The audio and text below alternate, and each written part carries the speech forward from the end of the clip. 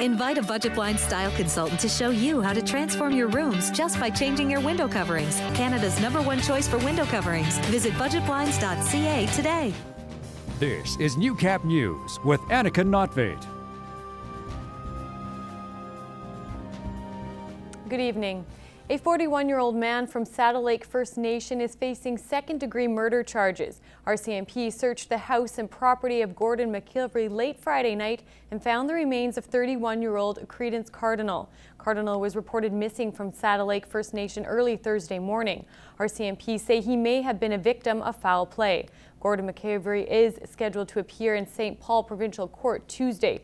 The RCMP is not looking for any other suspects. They're 15 days into an 85-day journey. Kate McCachran and her team, they're marching from Nipawin, Saskatchewan to Chilliwack, BC, all to raise awareness about post-traumatic stress disorder, something Kate is all too familiar with.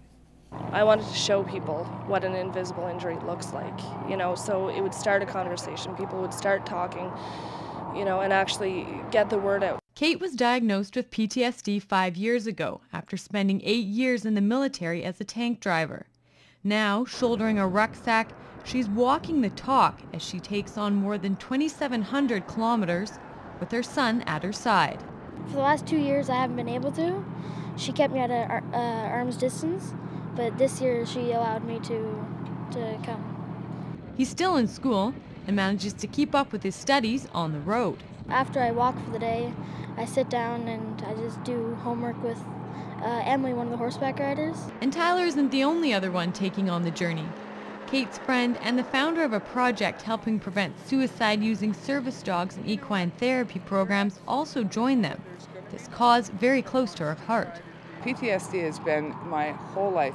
I've been involved with people that have had PTSD, and I don't want to lose anybody else. I've already lost a loved one. I've watched my father lose many of his friends, and I've lost a lot of my friends, and I just don't want to bury any more of my friends. And the struggle is real for Kate. She says the road is long and often lonely. 40 kilometers a day, a lot of people don't understand what that actually looks like or what it feels like type thing. I just keep putting one boot in front of the other. That's it.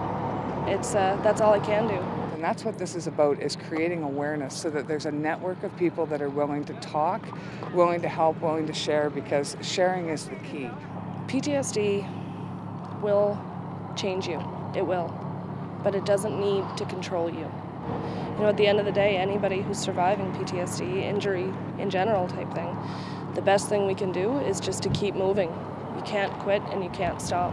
The more people talk, the more there's going to be help, and this is what it's all about, is help. And their next big stop is in Wainwright on Tuesday. They plan to finish the whole walk by July 24th. You can go to thelongwayhome.ca to follow their progress or donate to the Nash Project, the Pause for Thought, or Wounded Warriors Weekend. Well, the May Long weekend traditionally marks this unofficial start to summer. Time to swap out your winter tires, fire up the barbecue, and get a start on your garden. But is this the best time to begin planting? Jeremy Thompson reports. Some of them do have little flowers on them, but not known for their flowers. Wendy Wickham picks out some of this year's trendy greenery. She says plants with lots of foliage are popular this season, but when is the right time to start planting? In the prairies, there's no specific date, just frost-free. Are we going to have frost-free after May Long? Who knows? Hopefully we have frost-free after, but I've seen frost almost every month of the year. Luckily, there are a few different options when it comes to frost protection. You can be crazy like me and get up at 3 or 4 in the morning and go and put the sprinklers on or wash the frost off at about 5 or 6 o'clock in the morning. Insulated blankets are also available. This is called Nusolate or frost blanket, and it works wonders. But then that would give enough protection to go down to about -10. Wickham says a fast way to tell how resistant your plants are to the cold is simply by the color. The yellower the leaves, the more likely it is to be damaged by frost. For example, this purple barberry over here would survive an overnight frost, while its slightly yellower cousin, the Japanese barberry, wouldn't do so hot. Perennials are a little bit hardier, and trees, of course, are hardier, and then starting your grass is fine. Melissa Lucas likes to spend time in the garden with her children. Yeah, it's something that me and my kids enjoy doing together. They get to get out in the dirt and dig and get dirty, and they have a good time. But Wickham has seen countless gardeners get burned by overenthusiasm. because you always have those antsy people that have to plant something out and they think they can put their tomatoes out. It's too early for that. If we have it outside and it's been outside, you can plant it. Jeremy Thompson, Newcap News.